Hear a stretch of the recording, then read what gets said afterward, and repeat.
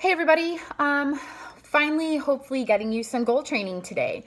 We talked about it a couple weeks ago on social media. We put out some feelers for everybody that it was coming, and after multiple attempts to get this training video put together for you, hopefully this is the version that you're going to get.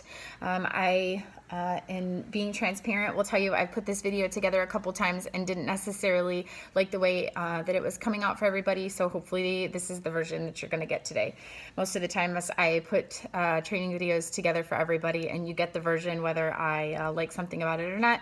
But because this is about goals, this is something that I think is pretty important for businesses, whether you are an entrepreneur or an individual contributor.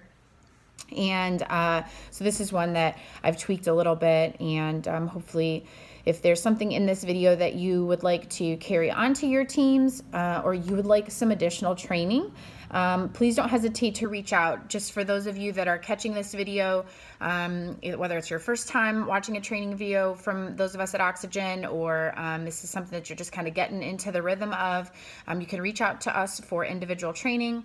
We'll come out and put a training package together for your organization. There's all kinds of options, so please don't hesitate to send us an email. There's information on all of our social media sites, our website, things like that. Or you can just watch our training videos and get some content that way as well. So I am an advocate that setting goals should be something that you're doing approaching the end of the year. Especially when we're talking about we're coming up on the holidays, things get hectic. There's a huge push to have January 1 goals. I am always an advocate of doing it a little bit before then. We all get kind of that huge push, January 1, whatever. And then there's the big joke that 10 days after the first of the year, all of the gyms are empty again, or people have lost their mojo, they're tired.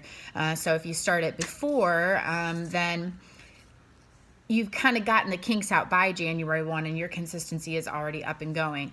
I kind of learned this by default in a sales career, because I was always in a push at the end, whether it be in a competition for final results or, not wanting to overindulge through the holidays or whatnot. So while it wasn't a fourth quarter type of goal or, again, these arbitrary dates that kind of fall in, I had set up in my mind, I had decided, okay, this is a good time. I'm ready. I'm ready to make a commitment. And that's kind of a mindset that you have to decide, right? It's a commitment that you make to yourself that you're ready. Your mindset is clean and you're ready to make a change to go towards an end. So that's why I always started this time of year. And that's why I would encourage you to maybe decide now what's going to work best for you, kind of get your traction at this point, and then when January 1 comes about, you've already kind of made your slip-ups, you've had your oopses, or you've worked out some of the kinks, and you're already on the upward swing come January 1. So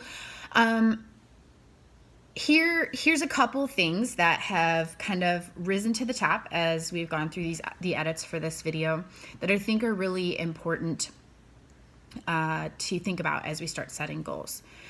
I believe that goals, no matter what we set them for, they could be health and wellness goals, they could be sales goals, they could be any goal that you set for yourself in your personal, professional life. They are backed by a behavior.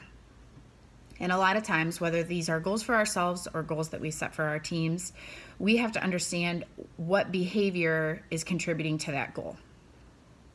We can set a number goal, but depending on who the person is that's going to achieve it, that number is probably for some way too high. For some, it's just laughable and it's way too easy.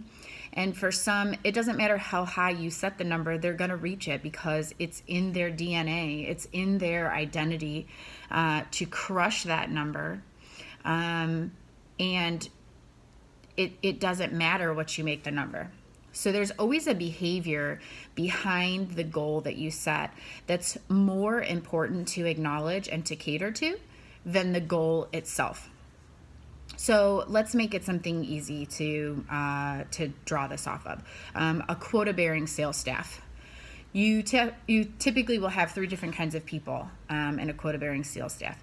You'll have the person who's always struggling, never hitting quota, maybe hitting it occasionally, but with a ton of help from either their peers or their manager.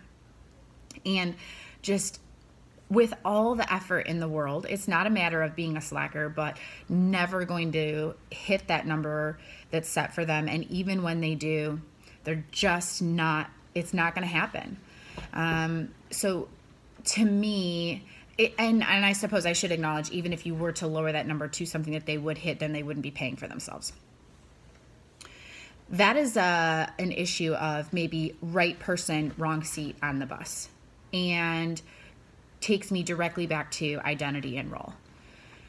And if you don't know what I'm referring to when I say identity and role, there is previous training videos that are on our website, so feel free to jump back on and grab those. For both the employee and the manager, that we haven't acknowledged, and we're not doing that employee any justice when we set a goal like that. We're only setting them up for failure and lowering that identity across all avenues in their life. No one is built up strong enough to fail that many times and not take it personally. Then you have the person who consistently hits that number that we set for them. And as business owners, we love those people. They are we always know what we're going to get from them. They're consistent, but what are we doing to cater to that type of employee and stretch that type of employee outside their box? What are we doing to acknowledge that there is more to that employee than just bringing in the bacon? Because when we talk about emotionally driven and emotionally connected employees, like are the millennial generation coming in, those are not necessarily employees that are fed well by their job and will continue to stay.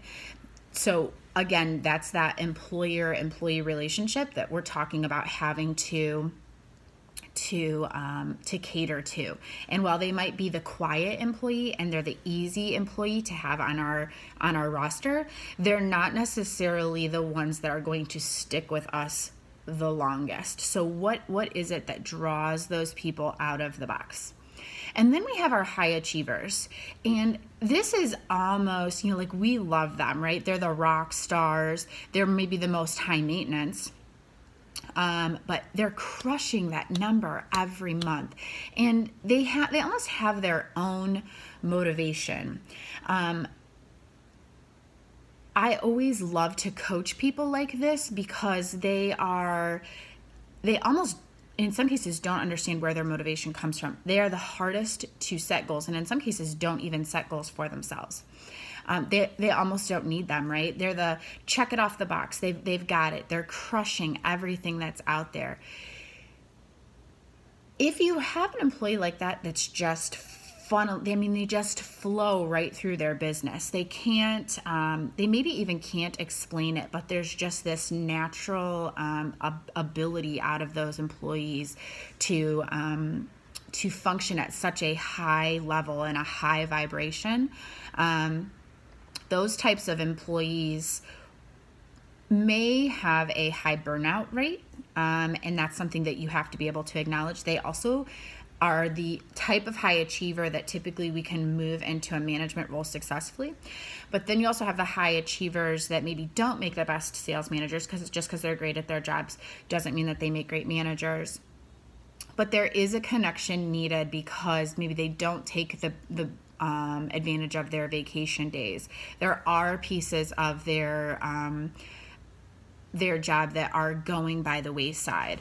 There are things that they are missing. There are they need goals, but a different kind of goal. You can set the arbitrary base number, but there's task-oriented goals.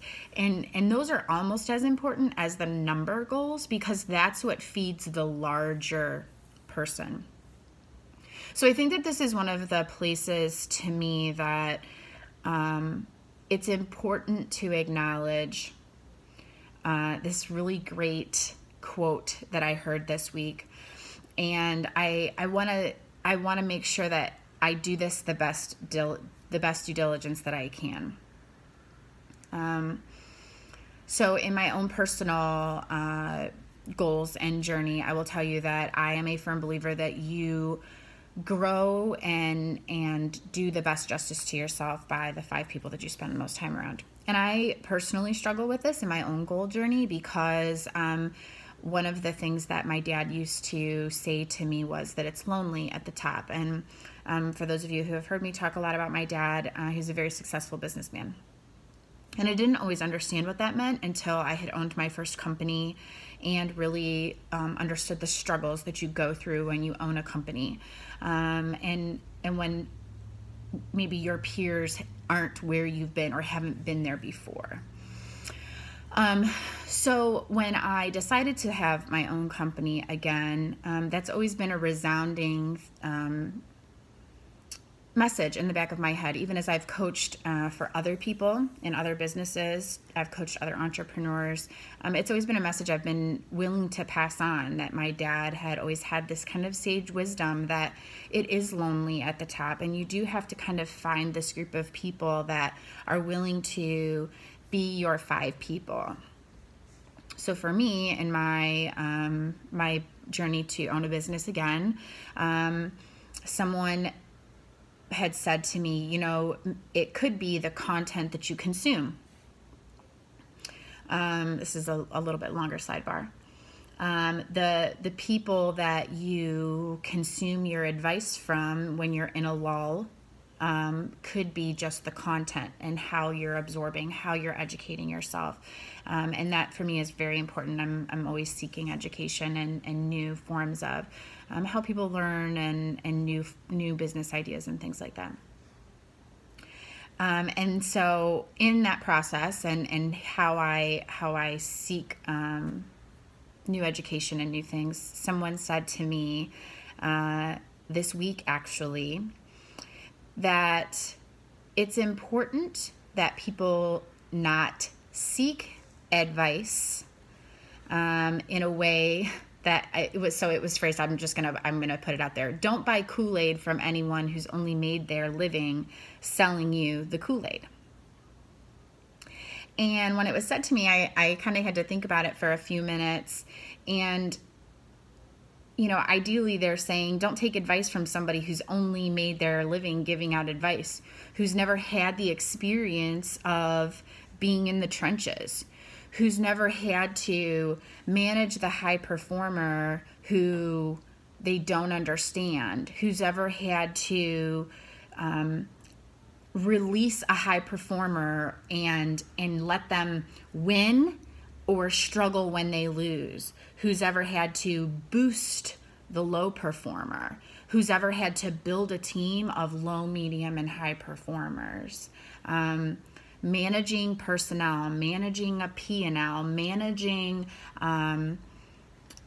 making payroll, all of those things is something that you have to personally experience. And we've talked over the last, 5 or 6 weeks of videos about this emotional connection with people and sales and employers and employees and all of these things. But then as this goal video started to kind of come together for all of you, it occurred to me that